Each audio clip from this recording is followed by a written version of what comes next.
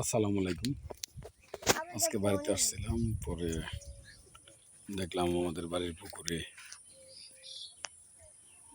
মাছ মারা হয়ে গেছে। তারপরে কিছু মাছ আছে পান করে, সেই মাছগুলো ডুব দিয়ে বারবার ধরে ধরে খাচ্ছে।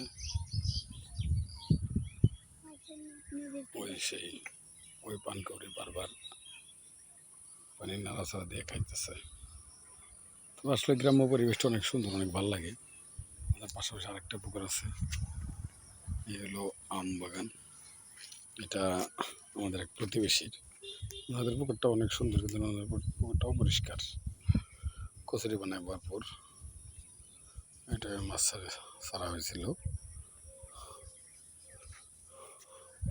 তারপর পাশে এই যে আমাদের জমিতে পাট লাগানো হয়েছে, ওটা আমার বাগান, আমি নিজে করেছি। এটা এই কাঠ বাগানটা আমার 157টা গাছ লাগাইছিলাম। এখন হয়তো আর 60-70টা গাছ আছে, সবগুলো গাছ মারা গেছে।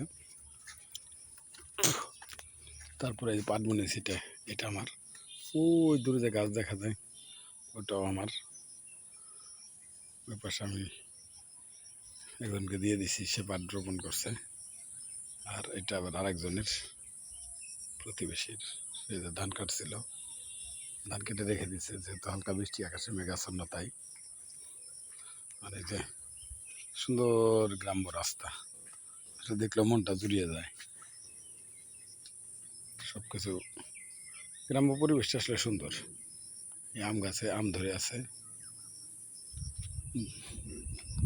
সবাই ভালো থাকবেন, ধন্যবাদ।